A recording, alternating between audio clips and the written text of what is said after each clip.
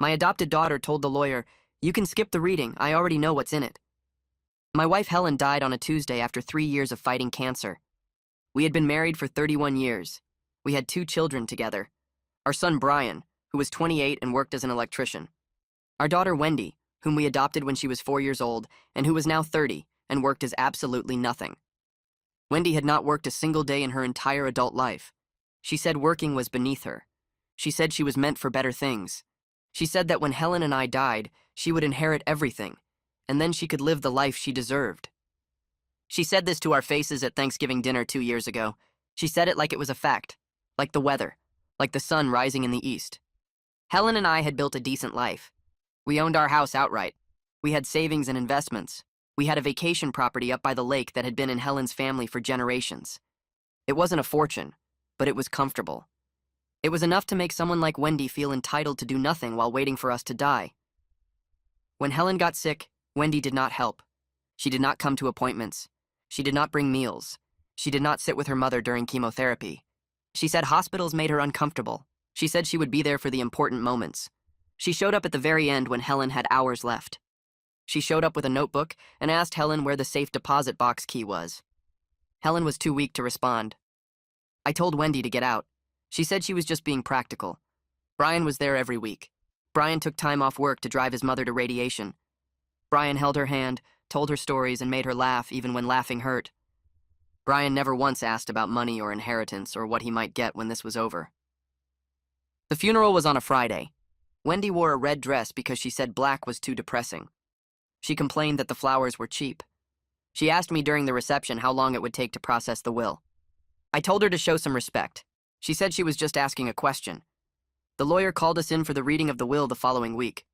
Brian came in his work clothes because he'd taken a half day and didn't want to miss more than necessary. Wendy came in. She sat down, crossed her legs, and looked at the lawyer like he was wasting her time. That's when she said it. "You can skip the reading. I already know what's in it." The lawyer, whose name was Gerald, looked at her and then looked at me. I nodded for him to continue. He read the will out loud just like he was supposed to. Helen had left everything to me as the surviving spouse. The house, the savings, the lake property, everything. This was normal and expected because we had always planned that whoever survived would get everything and then decide how to distribute it to the children later. Wendy sat up straighter in her chair. "What about when he dies? What does his will say?" Gerald explained that my will was not relevant to this meeting. Wendy turned to me with her eyes wide. "But I'm getting everything right. When you die, everything comes to me." I asked her why she thought that. She said because she was the oldest. She said that because she had been part of this family longer than Brian. She said because Helen had always promised her that she would be taken care of. I told her that being taken care of and getting everything were two very different things. She started talking faster. She said that she had been counting on this. She said that she had made plans. She said that her boyfriend, Dustin, was expecting them to buy a house together, and she had promised him that the money was coming. I asked her what money she thought was coming. She said all of it. She said the house was worth at least $400,000. She said the lake property was worth another $200,000. She said the savings had to be at least $100,000 more. I let her finish talking. Then I told her what Helen and I had decided together before she died. Brian was getting the lake property because he had earned it with his love and his presence and his dedication to his mother. I was keeping the house because I intended to live in it until I died. The savings would go toward my retirement and my care, and whatever was left would be split between them when I was gone. But Wendy had a condition attached to her portion. She had to get a job and keep it for 5 years. Any job. Full-time. If she couldn't prove employment for 5 consecutive years, she got nothing, and her share went to Brian. Wendy's face went through several colors. She went white first, like all the blood drained straight out of her face. Then red crept up from her neck, spreading across her cheeks in blotches. Finally, purple, this deep, angry color that made the veins in her forehead stand out. She pushed her chair back so hard it tipped over backward and slammed into the bookshelf behind her. 3 heavy law books tumbled off the shelf and hit the floor with loud thuds. Brian jumped in his seat. Gerald's pen clattered onto his desk. Wendy started screaming about how this was illegal, how I couldn't just put conditions on her money like I was some kind of king making rules. Her voice got higher and louder with each word. Gerald waited for her to take a breath, then spoke in this calm, quiet voice that somehow cut through all her noise. He explained that parents can absolutely attach reasonable conditions to money they leave their children. He said employment requirements are actually pretty common for adult children who haven't shown they can handle money responsibly. He said he'd written dozens of wills with similar conditions, and courts uphold them all the time. Wendy spun around to face Brian. She pointed her finger at him and said he needed to talk sense into me, that siblings are supposed to stick together against unfair parents. Brian had been sitting there quiet through the whole thing, just watching. Now he looked right at her, didn't blink or look away. He said he thought the condition was completely fair. He said she hadn't worked a single day in 12 years. He said Mom died exhausted, and one of the things that wore her out was worrying about what would happen to Wendy after we were gone. His voice stayed level and calm, but I could hear the anger underneath it. Wendy made this sound like a wounded animal. She grabbed her purse off the floor and stormed toward the door. She yanked it open so hard the frosted glass in the frame rattled and shook. I thought it might crack. The door slammed behind her with a bang that echoed through the whole office. Through the window, I watched her march across the parking lot in her high heels, wobbling a little on the uneven pavement. She got into her car and reversed out of the space without looking, tires squealing. Another car had to brake hard to avoid hitting her. She didn't even slow down, just pulled onto the street and disappeared. Gerald picked up the law books from the floor and put them back on the shelf. He straightened some papers on his desk. Then he looked at Brian and me and said we should go ahead and finish the paperwork while we were all here. We spent the next 20 minutes signing forms and going over details about transferring the lake property into Brian's name and handling the estate accounts. Gerald mentioned he'd seen plenty of families fight over money after someone died. He said most of the time the fights got ugly and nobody won. He told us he respected that Helen and I had tried to use the inheritance as a way to help Wendy instead of just punishing her, even if she couldn't see it that way right now. He said sometimes people need time to calm down and think clearly. When we left the office, Brian walked me to my car in the parking lot. He asked if I wanted him to follow me home. I said I was fine, but he shook his head and said he was following me anyway. The drive took 15 minutes and I watched his truck in my rearview mirror the whole way. When I pulled into my driveway, he pulled in right behind me. We sat there in our vehicles for a minute, then both got out at the same time.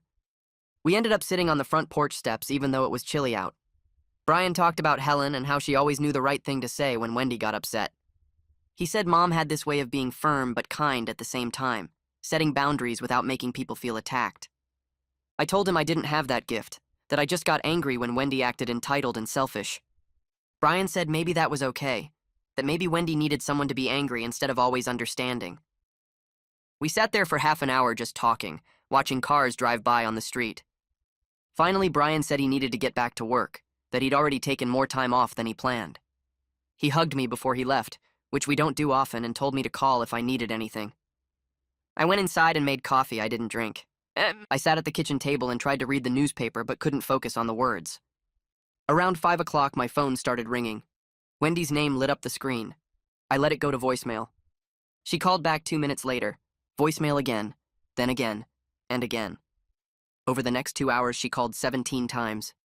I didn't answer any of them. After the calls stopped, I listened to the voicemails. The first few were her crying and saying she couldn't believe I would do this to her. Then they got angry, her voice sharp and accusing, saying I'd betrayed her and ruined her life. The middle ones were desperate, begging me to reconsider, promising she'd be better and do whatever I wanted. The last few got manipulative, talking about how Helen would be so disappointed in me for treating her daughter this way, how I was destroying our family over money. I deleted them all and turned my phone on silent. The next morning, someone knocked on my door at 7 o'clock. I was still in my bathrobe drinking coffee. I looked through the peephole and saw Dustin standing on my porch. He was wearing expensive jeans and a leather jacket, his hair styled with gel. I opened the door but left the screen door latched. He started talking immediately, his voice loud and aggressive. He said I'd destroyed their plans, that Wendy was devastated and it was my fault. He said they were supposed to buy a house together, and now that was ruined because I was being cruel and controlling. He kept saying Wendy was a good person who deserved better than this treatment. His face was red, and he kept stepping closer to the screen door like he wanted to push through it. I told him that if he really loved Wendy, he should encourage her to get a job instead of sitting around waiting for people to die so she could take their money. I said a real partner would want to build a life together through work and effort, not inheritance. He called me a heartless bastard and said I didn't understand anything about their relationship. Then he turned and walked back to his car. I noticed the car for the first time. It was a luxury sports car, something German with a price tag probably around $60,000. The paint was perfect, and the rims were custom. I wondered what Dustin actually did for work and why. If he could afford a car like that, he needed Wendy's inheritance money to buy a house. Something didn't add up, but I was too tired to figure it out. That evening, Brian showed up with Chinese food in paper bags. He said he figured I wasn't eating properly, and he was right. I hadn't eaten anything except toast since the will reading. We sat at the kitchen table where Helen used to do her crossword puzzles every morning. The spot where her coffee mug always sat was empty, and it hurt to look at it. Brian unpacked containers of fried rice and orange chicken and egg rolls. We ate quietly for a while. Then he told me he was proud of how I was handling everything with Wendy, even though he knew it was hard. He said it took guts to stick to the plan instead of giving in when she cried and yelled. I told him I wasn't sure if I was being strong or just stubborn. He said maybe they were the same thing sometimes. 2 days later, Wendy showed up at my door holding a piece of paper. She waved it in my face like it was some kind of trophy. She said she had a job application, and she was taking this seriously. I took the paper from her hand and looked at it. It was an application for a retail store downtown. The paper was crisp and clean. Too clean. I looked closer and saw that every single line was blank. She had not filled out her name. She had not written her address or phone number. She had not checked any boxes or signed anything. She had downloaded the form from the internet and printed it out and brought it to me like that proved something. I asked her if she planned to actually fill it out and turn it in. She said she was going to do that next. She said she just wanted to show me she was trying. I told her that printing a blank application was not trying. She said I was being unfair. I told her that submitting one application would not cut it anyway. The will required 5 years of steady work. That meant finding a job she could actually keep. That meant showing up every day even when she did not feel like it. That meant dealing with bosses and coworkers and customers even when they annoyed her. One application to one store was not going to make any of that happen. She needed to think about what kind of work she could actually stand doing for 5 years straight. Wendy's face got red. She grabbed the paper back from me and crumpled it up. She threw it at my chest and it bounced off and landed on the floor. She said I was impossible to please. She said nothing she did would ever be good enough for me. She said I had already made up my mind to give everything to Brian, and this was just a game to torture her. Then she turned and walked out. She slammed the door hard enough that the picture frames on the wall rattled. I picked up the crumpled application and threw it in the trash. I thought about calling her back, but I did not. She needed to figure this out on her own. 3 days after that, Gerald called me. His voice sounded tired. He said Wendy had contacted him directly. She wanted to know if there were any loopholes in the will conditions. She asked if she could challenge the employment requirement in court. She wanted to know if there was any way to get her inheritance without actually having to work for 5 years. Gerald told her the will was airtight. He said Helen and I had it reviewed by 2 other lawyers before she signed it. They had looked for any possible legal problems. They made sure everything was clear and enforceable. Gerald said Wendy asked a lot of questions about what counted as employment. Could she work part-time? Could she start her own business and pay herself? Could she volunteer somewhere and call that a job? He told her the will specified full-time employment with a legitimate employer who would provide documentation. He said she seemed frustrated when he explained all this. She asked him whose side he was on. He told her he was not on anyone's side. He was just doing his job as the executor of Helen's estate. After I hung up with Gerald, I sat at the kitchen table for a long time. I thought about Wendy looking for loopholes instead of just getting a job. I thought about how much energy she was putting into avoiding work when she could use that same energy to actually work. The grief was getting harder to handle. I thought losing Helen would get easier with time, but it was not working that way. Every morning I woke up and reached for her side of the bed and she was not there. Every evening I came home and the house was quiet in a way that felt wrong. Brian was helping, but he had his own life. I could not lean on him for everything. I needed to talk to someone who understood what I was going through. I found a grief counselor named Carrie Jennings. Her office was in a small building near the library. The waiting room had soft chairs and tissues on every table. Carrie was in her 50s with gray hair and kind eyes. She did not try to tell me everything would be okay. She just listened. I told her about Helen. I told her about the cancer and the 3 years of fighting and how tired Helen was at the end. I told her about Wendy and the will and the conditions. I told her I felt guilty for being so hard on my daughter when I should be focused on missing my wife. Carrie said grief and family conflict could happen at the same time. She said dealing with Wendy's behavior did not mean I loved Helen any less. She helped me understand that setting boundaries with Wendy was actually an act of love. It felt cruel to make her work for her inheritance. It felt mean to watch her struggle and not just give her the money. But Carrie said giving Wendy money without teaching her responsibility would hurt her in the long run. Helen and I were trying to help Wendy become a person who could take care of herself. That was love, even when it felt like punishment. 3 weeks after the will reading, Brian called me on a Saturday morning. His voice sounded angry, which was unusual for him. He said he drove by the lake property to check on it. He found Wendy there. She was not alone. Dustin was with her. There were 2 other people I did not know. They were inside the house measuring rooms. They had a tape measure and a notebook. They were taking photos of everything. Brian said they were acting like they owned the place, like they were planning renovations or figuring out furniture layouts. He said Wendy saw him pull up, but she did not leave. She just kept doing what she was doing. I told Brian I would meet him there. I got in my car and drove the 40 minutes to the lake. The property sat on 3 acres with old pine trees and a dock that needed repairs. Helen's grandparents built the house in the 1950s. It was small but solid with big windows facing the water. When I pulled up, I saw Dustin's expensive car parked in the gravel driveway next to a truck I did not recognize. Brian was waiting outside. His jaw was tight and his hands were in fists.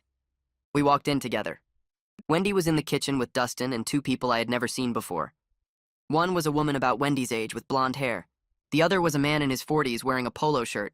They had papers spread out on the counter. The woman was pointing at something and talking about knocking down a wall. Wendy looked up when we came in. She did not look surprised or embarrassed. She looked annoyed, like we were interrupting something important. Brian told them they needed to leave. His voice was calm but firm. Wendy said they were just looking around. She said the property should be split between siblings. She said she had as much right to be there as Brian did. She said it was not fair that he got the whole thing just because he drove Mom to a few appointments. Brian's face got red, but he kept his voice level. He said the property was legally his now. The will was clear. They were trespassing. Wendy laughed like he was joking. She said family could not trespass on family property. I told her she was wrong. This was not family property anymore. It was Brian's property. She needed to leave and take her friends with her. Dustin stood up from where he was sitting. He walked over to Brian and got close to his face. He was trying to intimidate him. He said Brian was being selfish and unreasonable. He said Wendy deserved her share and they were going to make sure she got it. Brian did not move. He just looked at Dustin without blinking. Brian had been doing physical work for 10 years. He was strong and solid and he did not scare easy. He told Dustin he had 10 minutes to pack up and get out, or he was calling the sheriff for trespassing. Dustin said he would like to see him try. Brian pulled out his phone and started dialing. That made Dustin step back. The blonde woman grabbed her purse. The man in the polo shirt started gathering up the papers. Wendy was yelling now. She said we were destroying the family. She said Brian was a traitor and I was a terrible father. She said Mom would be ashamed of both of us. She kept yelling as Dustin pulled her toward the door. They got in their cars and left. The gravel sprayed up as they drove away too fast. Brian and I stood in the empty kitchen. The house felt quiet after all that noise. Brian said he was going to change the locks. I said that was a good idea. When I got home that evening, I thought about my own locks. Wendy had a key to my house. She had one since she was a teenager. I never asked for it back. Marie Darling lived next door. She was in her 70s and spent a lot of time in her garden. She saw everything that happened on our street. The next morning, I was getting my mail when Marie came over. She asked how I was holding up. Then she mentioned something that made my stomach drop. She said she saw someone who looked like Wendy trying my back door a few days ago. It was when I was at the grocery store. The person tried the door and looked in the windows. Marie thought maybe Wendy forgot something and was trying to get it. But now that she thought about it, the person seemed to be checking if anyone was home. I thanked Marie and went inside. I called a locksmith right away. He came that afternoon and changed all the locks. Front door, back door, side door to the garage. I did not tell Wendy I was doing this. I just did it. If she tried to come in while I was gone, she would find out the hard way. The next week, I met with Greg Waite. He was my financial advisor for the past 15 years. Greg helped Helen and me plan for retirement. He knew our whole financial situation. I told him about everything happening with Wendy. I told him about the trespassing and the credit card fraud I suspected was coming. Greg said he had seen family disputes destroy people's retirement plans before. He said we needed to protect my assets. We moved money around. We put some accounts in a trust that Wendy could not touch. We made sure my retirement funds were secure no matter what legal action she might try. Greg said it felt wrong to have to protect yourself from your own child, but he said it was necessary. He had seen too many parents lose everything because they did not want to believe their kids would hurt them financially. A few days later, I started noticing posts on social media. Wendy was putting up vague messages about toxic parents and unfair treatment. She posted about family members who abandon their children when they need help most. She shared articles about inheritance disputes and elder abuse. She was clearly trying to make me look bad. She wanted sympathy from people who did not know the real story. Helen's friends started calling me. They were confused and concerned. They asked what was going on. They said Wendy's post made it sound like I cut her off completely. I had to explain the whole situation over and over. I told them about the will conditions. I told them about Wendy's refusal to work. I told them about the trespassing and the manipulation. Most of Helen's friends understood. They knew Wendy. They had seen her behavior over the years, but explaining it was exhausting. Every phone call felt like I was defending myself for something I should not have to defend. I thought about responding to Wendy's posts publicly, but that would just make things worse. So I let her say what she wanted. The people who mattered knew the truth. Brian called me the next morning. He wanted to talk about Wendy and what we could do. I was sitting at the kitchen table drinking coffee when my phone rang. He said maybe we should try a family meeting with someone professional to help. I told him I didn't think it would work. Wendy wasn't interested in listening to anyone.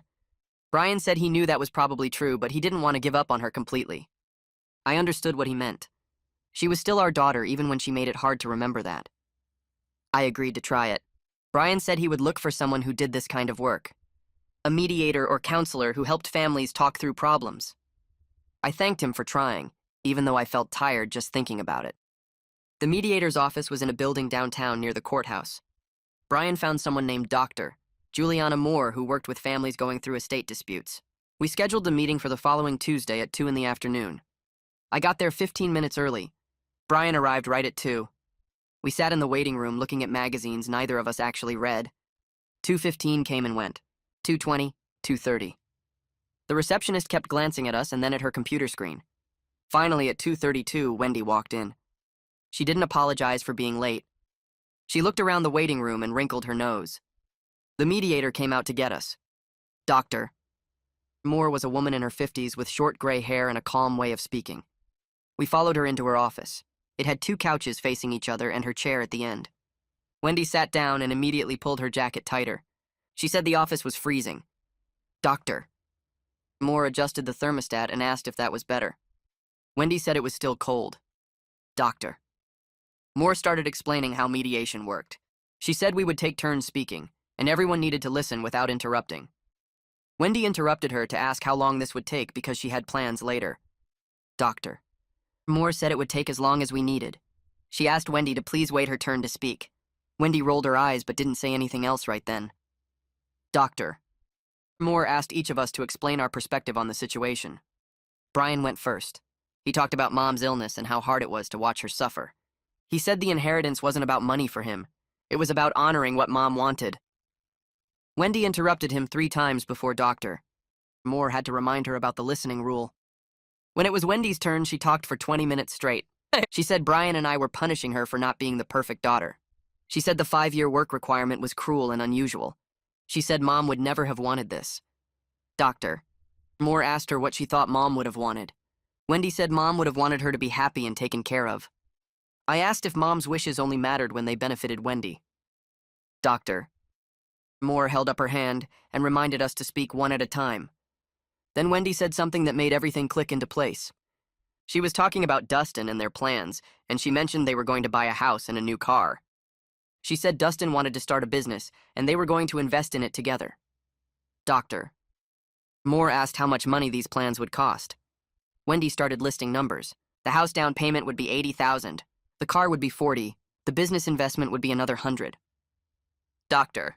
Moore looked at her notes where she had written down the estate value. She pointed out that even if Wendy got her full share, it wouldn't cover all those plans. Wendy's face went red. She said there was enough money if it was split fairly. I realized right then that she had been lying to Dustin about how much money existed.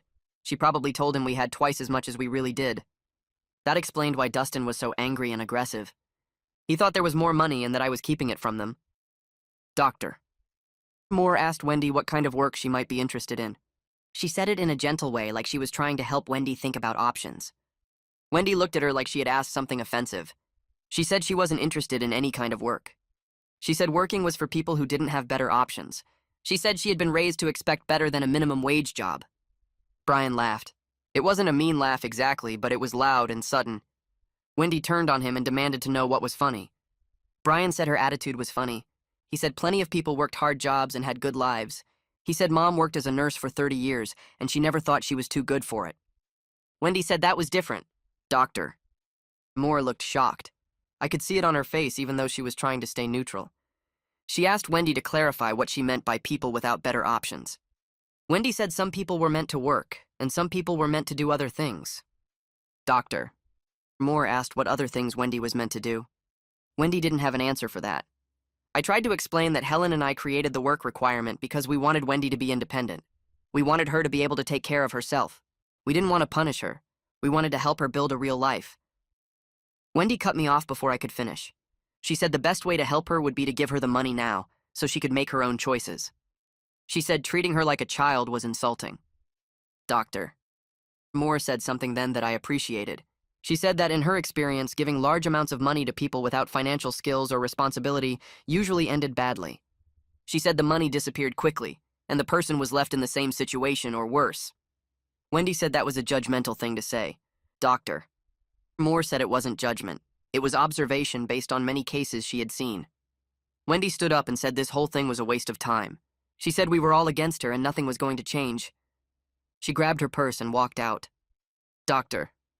Moore called after her, but Wendy kept going. We heard the outside door slam shut. Doctor. Moore sat back in her chair and let out a long breath. She asked Brian and me to stay for a few more minutes. She said she wanted to talk to us privately. We both nodded. Doctor. And Moore said she had been doing family mediation for 15 years. She said she had seen many cases like this where adult children felt entitled to their parents' money. She said sometimes people needed to hit rock bottom before they were willing to change.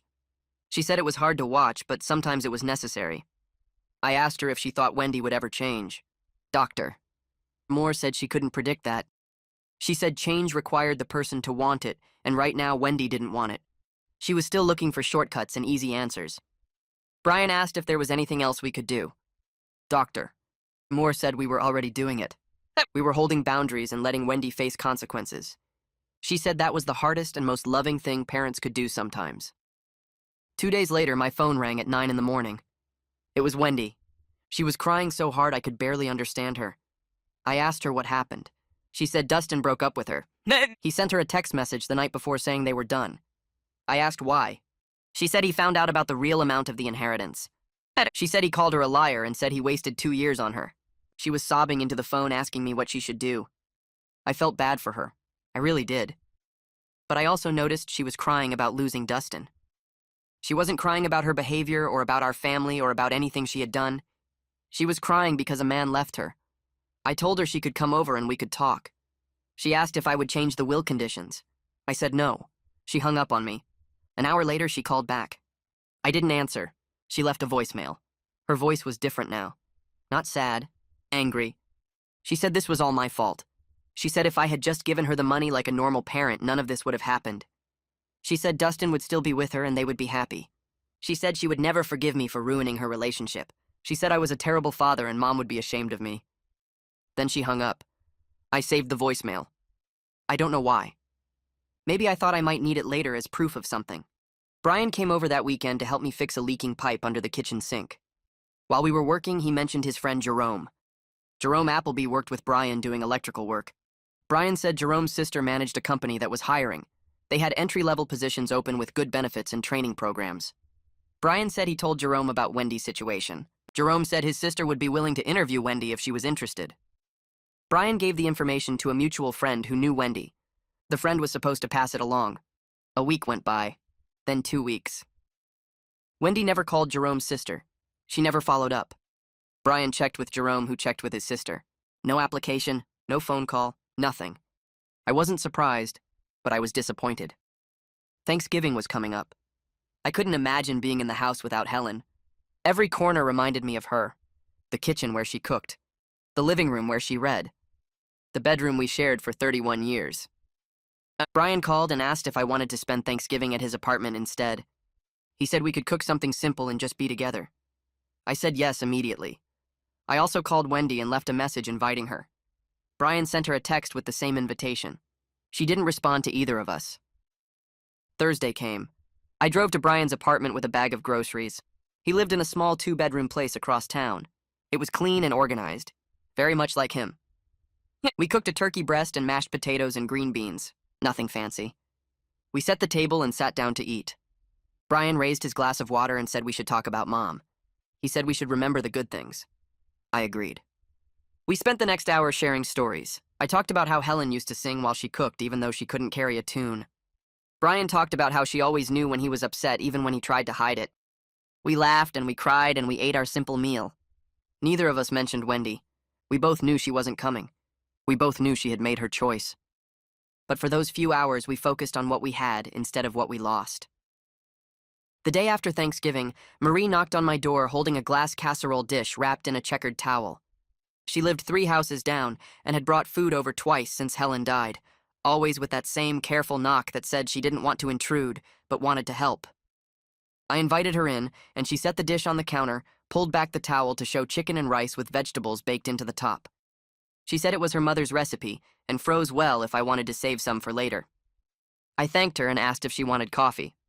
She said yes and sat at the kitchen table while I got mugs down from the cabinet. We sat across from each other and she asked how I was doing with everything. I told her about Thanksgiving with Brian, about the simple meal and the stories about Helen. She nodded and said that sounded nice. Then she told me about her own daughter who had stolen money from her purse for years to buy drugs. She said it took her a long time to stop giving her daughter chances and start letting her face what happened when she made bad choices. She said the hardest part was watching someone you love struggle and knowing you couldn't fix it for them. She said sometimes the kindest thing you can do is let people face the natural results of their actions, even when every part of you wants to rescue them.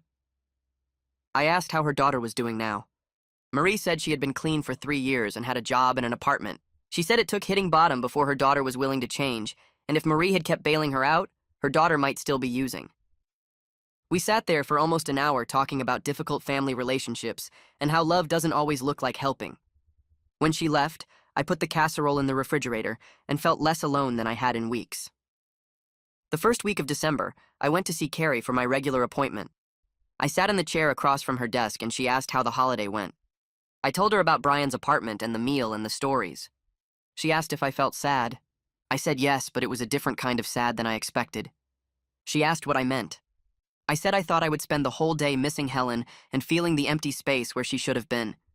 Instead, I felt grateful for the years we had and for Brian being there with me. Carrie wrote something in her notebook and asked about Wendy. I said Wendy didn't come and didn't respond to our invitations. Carrie asked how that made me feel. I realized I felt more disappointed than angry, which was new. She asked what else I was feeling. That's when it hit me that Christmas was coming, and it would be the first one without Helen in 31 years.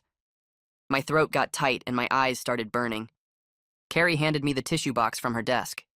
She said it was okay to cry. I said I hadn't really cried about Helen dying because I had been too busy dealing with Wendy and the will and all the conflict. She said grief doesn't follow a schedule, and sometimes it shows up when you least expect it. I sat there in her office and cried for the first time since Helen's funeral. I cried about losing my wife, and about 31 Christmases together, and about how she would never meet Brian's future children. I cried about the mornings without her, and the empty side of the bed, and the way the house felt too quiet. Carrie sat there and let me cry without trying to fix it or make it better. When I finally stopped, she said I had been carrying anger at Wendy as a way to avoid feeling the grief underneath. She said now that I was letting myself feel the loss, I might find it easier to deal with Wendy without so much rage. I left her office feeling exhausted but also lighter, like I had been holding my breath for months and finally let it out. A week before Christmas, a card showed up in my mailbox with Wendy's return address. The envelope was red with gold trim and had my name and address printed in generic computer font. I opened it and found a card with a picture of a snowman on the front. Inside was a pre-printed message about wishing joy and peace during the holiday season. No personal note, no signature in her handwriting, just the printed message and her name at the bottom that looked like it came from the same computer print job as the envelope. It felt like the kind of card you send to someone you barely know because you have to, not because you want to. I set it on the counter and stared at it for a while. It seemed like such a small, mean gesture, like she was checking a box to say she acknowledged my existence but couldn't be bothered to write an actual message. That evening, Brian called and mentioned he hadn't gotten a Christmas card from Wendy. His voice sounded casual, but I could hear the hurt underneath. He said it didn't matter and he wasn't expecting anything from her anyway. I told him about my card with the pre-printed message. He laughed, but it wasn't a happy sound. He said at least I got something, even if it was basically nothing. We talked for a few more minutes and then he had to go. After I hung up, I looked at the card again and thought about how Wendy managed to make even a Christmas card feel like an insult.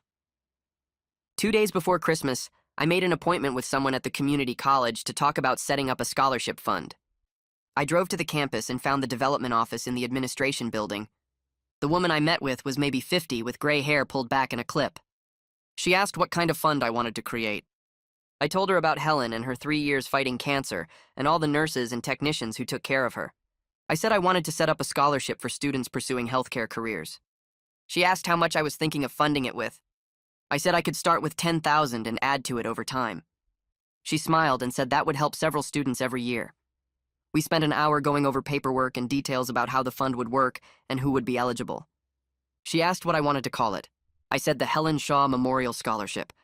She wrote that down and said they would have everything ready to finalize in January. I left feeling like I had done something useful with the money, instead of letting it become another thing for Wendy to fight about. It felt like a better way to honor Helen than anything else I could think of. She had always believed in helping people and in education making a difference. This seemed like something she would have wanted. The third week of January, my phone rang with a number I didn't recognize. I answered, and a woman said she was calling from my credit card company about some unusual charges. She asked if I had recently used my card to pay for rent at an apartment complex across town. I said no. She asked if I had authorized anyone else to use my account. I said no again. She read off 3 charges totaling almost $2,000, all to the same apartment complex over the past 3 months.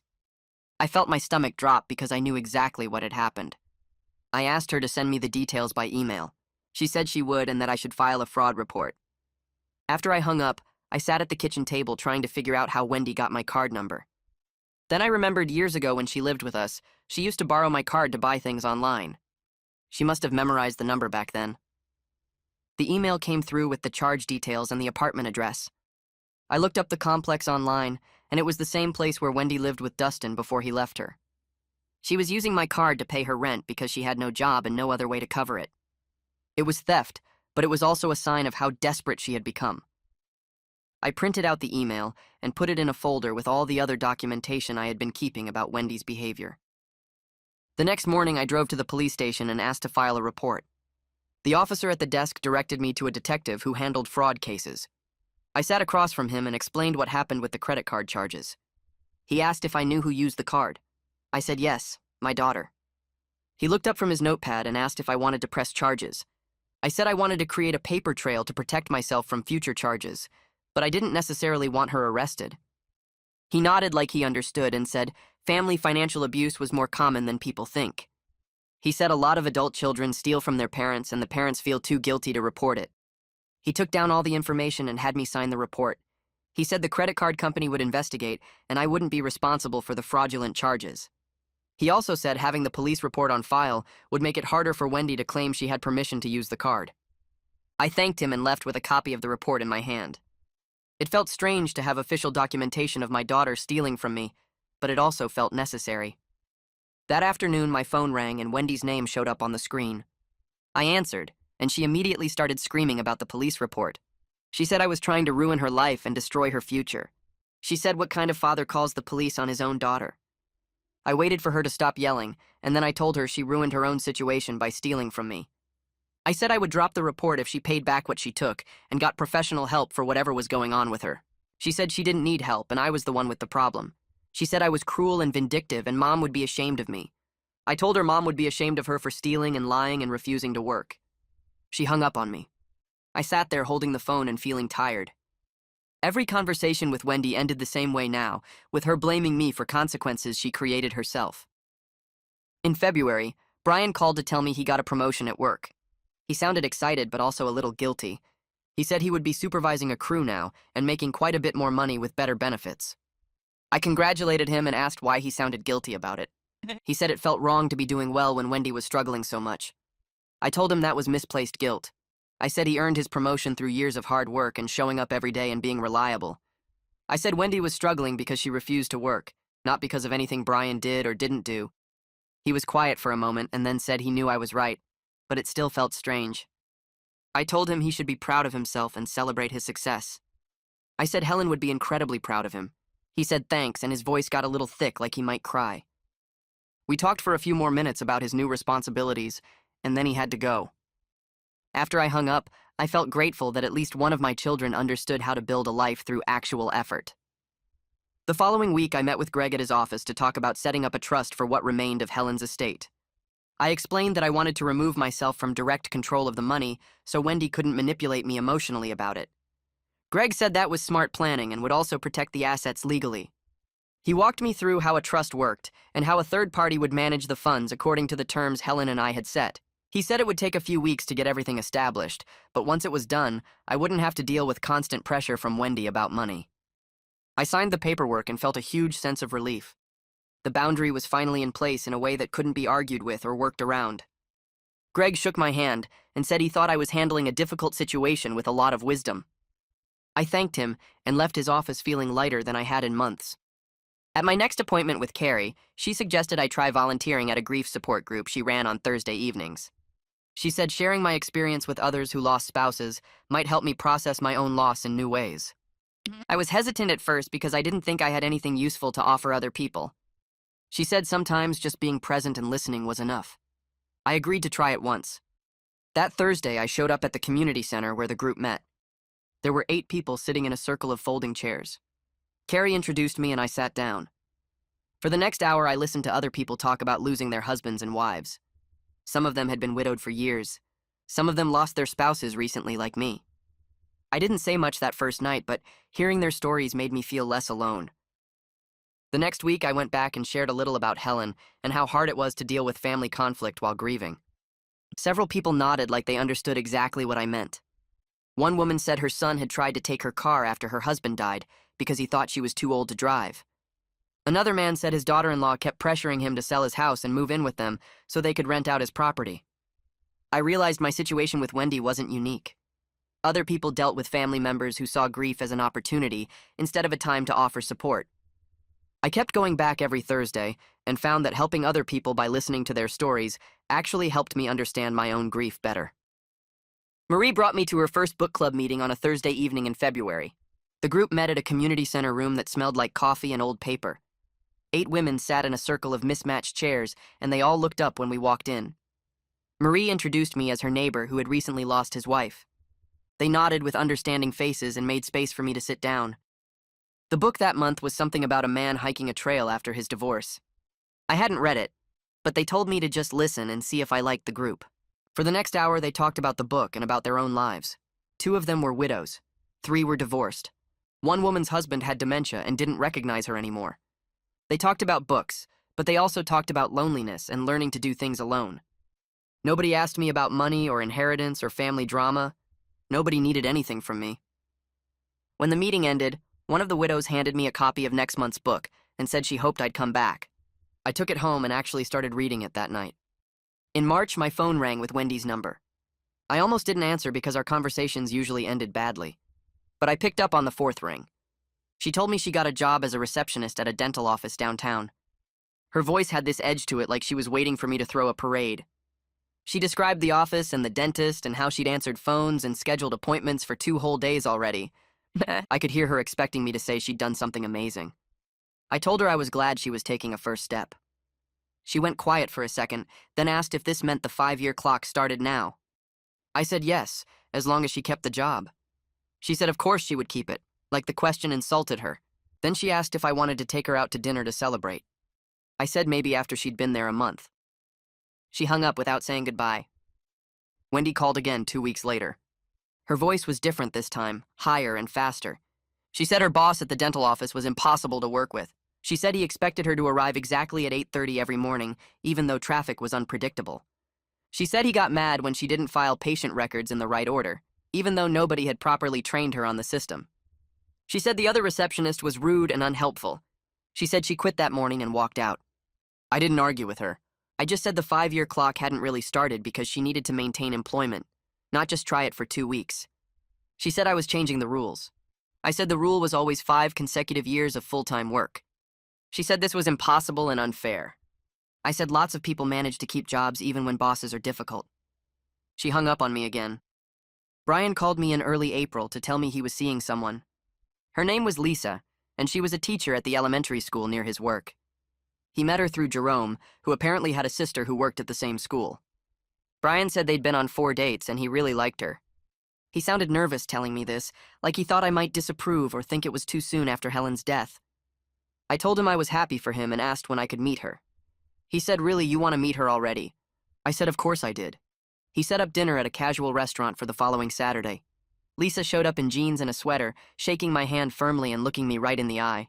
She asked me questions about my work and my life without being nosy. She laughed at Brian's stories and touched his arm when she talked to him. She didn't act like she was trying to impress me or win me over. She just acted normal and kind. When Brian went to the bathroom, she told me she'd heard about Helen and she was sorry for my loss. Then she said Brian talked about his mom a lot, and she could tell how much he loved her. I liked her immediately. 2 days after that dinner, Brian forwarded me a message from Wendy. It was long and rambling. She said she saw on social media that Brian was dating someone. She said he was replacing the family with strangers. She said he was moving on too fast and forgetting about mom. She said he should be focusing on family instead of new relationships. She said Lisa probably just wanted his money, which was funny since Brian didn't have any money beyond his regular paycheck. She said Brian was being selfish and disloyal. Brian's message to me just said, "Is she serious right now?" I wrote back that Wendy was projecting her own isolation onto him. He sent back a thumbs up. In late April, Brian asked if I wanted to spend a weekend at the lake property with him and Lisa. They wanted to do some repairs and cleaning before summer. I said yes and drove up on Saturday morning. The property looked good. Brian had been taking care of it since the will reading, cutting the grass and checking the pipes. We spent the day fixing a loose board on the dock and cleaning out the gutters. Lisa pulled weeds from the flower beds that Helen used to maintain. We worked without talking much, just enjoying the quiet and the fresh air. That evening we sat on the porch and watched the sun go down over the water. Lisa asked me about Helen's family and how long they'd owned this place. I told her about Helen's grandparents building the cabin in the 1950s and how Helen had spent every summer here as a kid. I told her how much Helen loved this spot and how she'd wanted it to stay in the family. Lisa said she could see why. Being there felt peaceful instead of sad. It felt like honoring Helen's memory the right way. At my next appointment with Carrie, I told her about Wendy's message to Brian and about the weekend at the lake. She asked how I was handling the guilt about Wendy struggling while Brian was doing well. I said I didn't feel that guilty anymore. I said Wendy was making her own choices and I couldn't fix them for her. Carrie nodded and said that was growth. Then she said something that stuck with me. She said I could love Wendy while also recognizing that she was making choices I couldn't fix. She said it was a hard balance between compassion and enabling. She said giving Wendy money now wouldn't help her learn to support herself. She said the employment requirement was actually the most loving thing I could do, even if Wendy couldn't see it that way. I sat with that for a while. It helped me feel less like a bad father. In May, Wendy called to tell me she got another job at a call center. She said it was boring work, but the pay was okay. She said she was going to prove she could do this. I said that was great and I hoped it worked out. She stayed there for 6 weeks. Then she called again, this time angry. She said she quit because another worker had been rude to her, and management didn't do anything about it. She said the woman had made comments about Wendy's work speed and her phone manner. She said she wasn't going to tolerate being disrespected. Then she said she'd kept the job for 6 weeks and I should be proud of that. I said 6 weeks was better than 2 weeks, but it still wasn't sustained employment. She said I was being unreasonable. I told Wendy I could see she was trying, but she needed to learn to stay employed even when things got difficult. I said the 5-year requirement wasn't just about having a job, it was about proving she could handle the normal challenges that come with working. I said every job has difficult coworkers and frustrating situations. She said I was moving the goalposts. I said I wasn't. I was just being realistic about what sustained employment actually meant. She said this whole thing was designed to make her fail. I said it was designed to help her succeed by building real skills. She said I didn't understand how hard it was for her. I said I understood it was hard, but hard didn't mean impossible. She hung up. Brian called me in mid-June. His voice was shaking with excitement. He said he'd proposed to Lisa at the lake house that afternoon. He said they'd been walking on the dock and he just asked her. She said yes. They were getting married. I felt this rush of happiness for him mixed with this ache that Helen wasn't here to see it. I told him congratulations and that I was so happy for them both. He said he wished Mom could have met Lisa. I said Mom would have loved her. We talked for a few more minutes about wedding plans and timing. After I hung up, I sat in my kitchen and cried. But they were good tears mixed with sad ones. My son had found someone who made him happy. That was something worth celebrating, even if it hurt that Helen missed it. Brian and Lisa posted photos from their engagement party on Saturday afternoon. I saw them while scrolling through my phone after dinner. The backyard was decorated with white lights and flowers. There were maybe 30 people in the pictures, all of them smiling and holding glasses up to toast the couple. Lisa's parents were there. Jerome and some other guys from Brian's work crew were there. I was there in several of the photos, standing next to Brian with my arm around his shoulders. Wendy was not there. Brian had made that decision himself. He told me about it 3 days before the party when he came over to help me fix a leaky faucet in the kitchen. He said he couldn't have Wendy there after everything that happened. He said he wanted one day that was just about celebrating something good without worrying about drama or confrontation. I told him it was his day and his choice, and I supported whatever he decided. Around 8 that night, my phone started buzzing with text messages from Wendy. She had seen the photos too. The first message asked why she wasn't invited. The second message said it was unfair to exclude her from family events. The third message called me a terrible father for allowing this to happen. The fourth message said Brian was being cruel and petty. The messages kept coming for the next hour, each one angrier than the last. She said she was part of this family whether Brian liked it or not. She said she had every right to be at her brother's engagement party. She said I should have forced Brian to include her.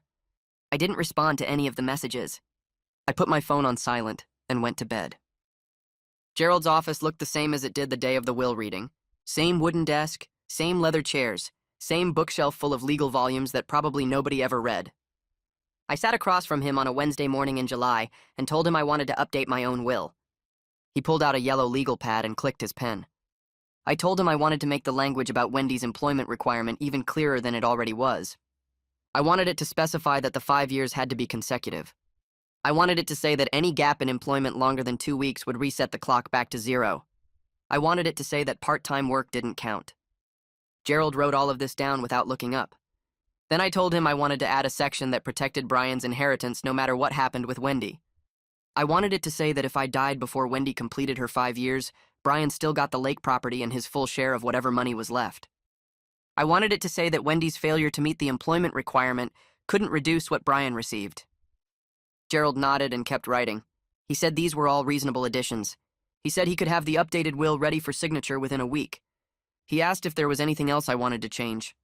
I thought about it for a minute. Then I told him to add a section about the house. I said if I had to go into a nursing home or needed expensive medical care, the house could be sold to pay for it. But if there was anything left after I died, that money should be split between Brian and Wendy only if Wendy had met the employment requirement. If she hadn't, it all went to Brian. Gerald finished writing and looked up at me. He said this will was going to be very difficult for Wendy to challenge in court. I said that was exactly the point. Marie and I started meeting for coffee every Thursday morning at a place 2 blocks from my house. She was 73 and had been a widow for 5 years. Her husband died of a heart attack while mowing the lawn. She found him face down in the grass with the mower still running next to him. She told me this story during our 3rd coffee meeting, and I told her about Helen's 3 years of cancer and how I watched her fade away piece by piece. We both cried a little bit that morning, right there in the coffee shop with people walking past our table. After that, we talked about other things. She told me about her 2 sons who both lived out of state and called her once a month if she was lucky. I told her about Brian and Wendy and the whole inheritance situation. She listened without judging.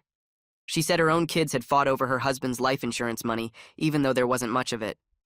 She said money made people crazy sometimes. We talked about books we were reading and shows we were watching on television. We talked about our gardens and our neighbors and what we were making for dinner that week.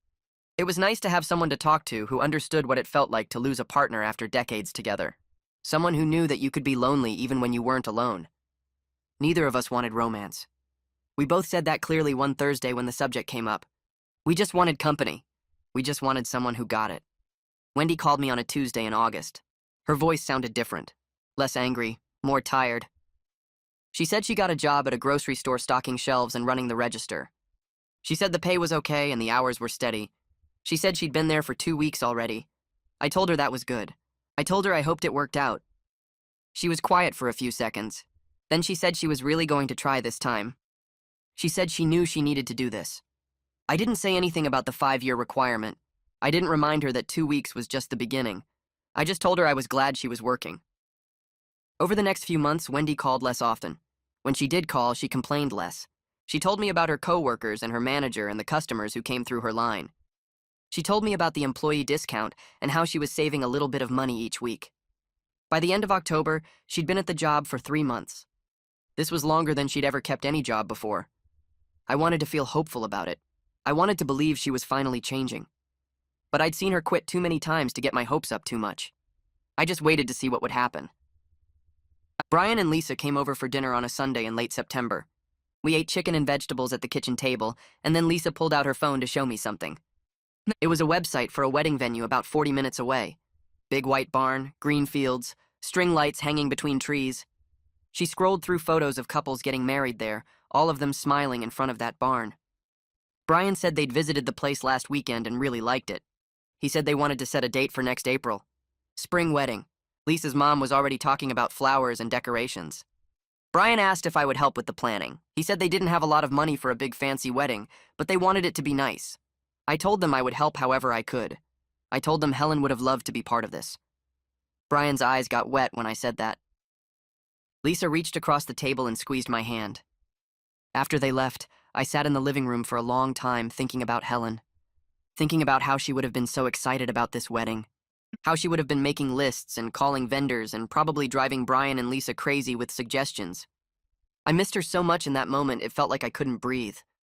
But I also felt something else. Something like purpose. Something like being needed for something good instead of just dealing with problems. Wendy sent me a text message in the middle of September. It said she wanted to come to Brian's wedding. It said she knew she hadn't been invited to the engagement party, but she hoped she could be there for the actual wedding. She said she was still working at the grocery store and doing better. I called Brian and told him about the message. He was quiet for a while. Then he said Wendy could come if she was still employed when the wedding happened and if she agreed to behave herself. No drama, no scenes, no making the day about her. I texted Wendy back and told her what Brian said. She responded within minutes. She said she would still be working. She said she would behave. She said thank you for giving her a chance. I didn't respond to that last message. I just hoped she meant it. I started going through Helen's closet on a Saturday morning in early October. Marie came over to help. We pulled out dresses and sweaters and shoes, making piles on the bed. Keep pile, donate pile, throw away pile. Helen had kept everything. Clothes from 20 years ago that didn't fit anymore but she couldn't let go of. Shoes she never wore but thought she might need someday. Scarves and belts and purses she'd collected over 3 decades. Marie held up a blue dress and asked if I remembered it. I did. Helen wore it to Brian's high school graduation. She wore it to Wendy's adoption finalization hearing at the courthouse. She wore it to our 25th anniversary dinner. I put it in the keep pile. We went through everything slowly. Marie told me stories about sorting through her husband's things after he died. How she kept his favorite jacket for 2 years before she could finally donate it. How she still had his wedding ring in a box in her dresser. We both cried several times that afternoon. But it felt good to finally do this. To finally let go of things that were just things. To keep the items that really mattered and let the rest go to people who could use them. November came, and Wendy hit 6 months at the grocery store. And 6 months was longer than she'd ever been employed in her entire adult life. Her manager, whose name I learned was Tom, mentioned this to me one day when I was shopping there. He said Wendy wasn't perfect, but she showed up on time and did her work. He said she'd gotten better at dealing with difficult customers over the past few months. He said he hoped she'd stick around. I thanked him for giving her a chance. Wendy seemed different when I talked to her now. Still not apologetic about everything that happened after Helen's death. Still not warm or close with me, but less angry, less bitter, more focused on just getting through each day. I didn't know if this would last. I didn't know if she'd make it to 5 years. But 6 months was something. 6 months was more than I expected back in June when Gerald read the will. Brian and Lisa and I spent Thanksgiving at my house. Lisa's parents came too. Her sister and brother-in-law. Their 2 kids who were 7 and 9 and ran around the house like they owned it. We cooked turkey and stuffing and all the traditional things Helen used to make. I set a place at the table for Helen with her favorite flowers in a small vase. Nobody said anything about it at first. Then Lisa's mom asked who the extra place was for. I told them it was for Helen. I told them I wanted her to be part of this day even though she couldn't be here. Brian started crying. Then Lisa started crying. Then I started crying. Lisa's dad cleared his throat and said that was a beautiful thing to do. We all sat down and ate together. We told stories about Helen. Lisa's family shared memories of people they'd lost too.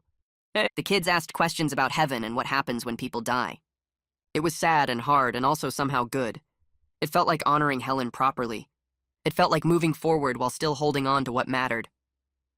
No. My phone rang at 7 that evening while I was putting away leftovers. It was Wendy. She said she wanted to tell me she was still working. She said she'd worked her shift that morning and would be back on Friday. She said she knew today was hard without Mom, and she just wanted to check in. We talked for maybe 5 minutes. Short conversation, nothing deep. But it was civil. It was calm. It was the first time in months we'd talked without anger or accusations or demands. When we hung up, I stood in the kitchen holding my phone and feeling something I hadn't felt about Wendy in a long time. Not hope exactly, but maybe the beginning of hope. Maybe the start of something better than what we'd had. December came with the kind of cold that made everything feel sharper. I started going to Helen's grave every Sunday morning with fresh flowers from the grocery store where Wendy worked. The first Sunday I went alone and stood there for maybe 20 minutes just talking to the headstone like Helen could hear me. I told her about Brian's engagement and about Wendy keeping her job for 6 months now. I told her I missed her every single day and that the house felt too quiet without her. The second Sunday, Marie asked if she could come with me. She brought flowers for her husband's grave, which was 3 rows over from Helen's. We walked between the graves together, and she told me stories about her marriage and how long it took before she could visit without crying the whole time. I told her I was still at the crying stage. She said that was okay and normal and I shouldn't rush myself. We made it a routine after that. Every Sunday morning at 9, we'd meet at the cemetery entrance with our flowers. Sometimes we'd talk about our spouses and sometimes we'd just walk in comfortable silence. Marie understood grief in a way most people didn't, because she'd lived through it herself. She told me once that she learned to build a life that honored her husband's memory, while still moving forward into whatever came next. I asked her how long that took, and she said she'd tell me when she figured it out completely. The holidays came, and Wendy kept showing up for her shifts at the grocery store. I ran into her manager Tom one afternoon when I was buying milk and bread. He recognized me from previous conversations and stopped to tell me Wendy had picked up extra shifts during the busy season. He said she wasn't perfect, and sometimes got frustrated with difficult customers, but she showed up on time and did her work. He said that was more than he could say for some employees he'd had for years. I thanked him for giving her a chance and for being patient while she learned. He waved off the thanks and said Wendy was earning her place there, and he hoped she'd stick around. I left the store feeling something I hadn't felt about Wendy in months. Not quite pride, but maybe the start of it. Maybe the beginning of believing she could actually do this. Winter turned to spring, and Brian and Lisa set their wedding date for April at the lake house. They wanted Helen's favorite flowers everywhere, and they wanted the ceremony outside by the water where Helen used to sit every summer evening. I helped them plan everything and watched Brian become more excited than I'd seen him since before Helen got sick. Lisa's family pitched in too, and it felt good to be part of something joyful instead of just managing grief and conflict. 3 weeks before the wedding, Brian called Wendy and told her she could come if she was still employed and if she agreed to behave appropriately. Wendy said yes to both conditions. Brian told me about the conversation, and I could hear in his voice that he wanted to believe his sister could show up and be part of something good. I wanted to believe it too, even though I was scared to hope too much. The wedding day came with perfect weather and clear skies. Wendy arrived early and actually helped Lisa's sister set up chairs and hang flowers. She wore a simple blue dress and kept her phone in her purse instead of checking it constantly like she usually did. The ceremony was beautiful, and I cried through most of it thinking about how Helen should have been there to see this. When it came time for toasts, I stood up with my glass and talked about Helen and how she taught us all what real love looked like through her actions and her choices. I welcomed Lisa to our family and told her that Helen would have loved her for making Brian so happy. I meant every single word about building something good from loss and moving forward while carrying the people we loved with us. Wendy didn't cause any problems. She didn't complain or make demands or turn attention to herself. She just participated like a normal family member, and it felt like a small miracle. A year after Helen died, I sat on the porch of our house watching Brian and Lisa plant a garden in the side yard. They'd decided to create something living to remember Helen by, and chose all her favorite flowers and herbs. Lisa dug holes while Brian carefully placed each plant and packed soil around the roots. They worked together with easy coordination, and I could see the life they were building together. Wendy was still at the grocery store 9 months into her job now. She called once a week to check in, and our conversations stayed short but civil. She hadn't apologized for her behavior after Helen's death, and we weren't close the way we'd been when she was younger. But she was showing up and doing the work, and slowly rebuilding trust through consistent action instead of empty promises. I missed Helen with an ache that never fully went away. Some mornings I still reached for her side of the bed before remembering she wasn't there.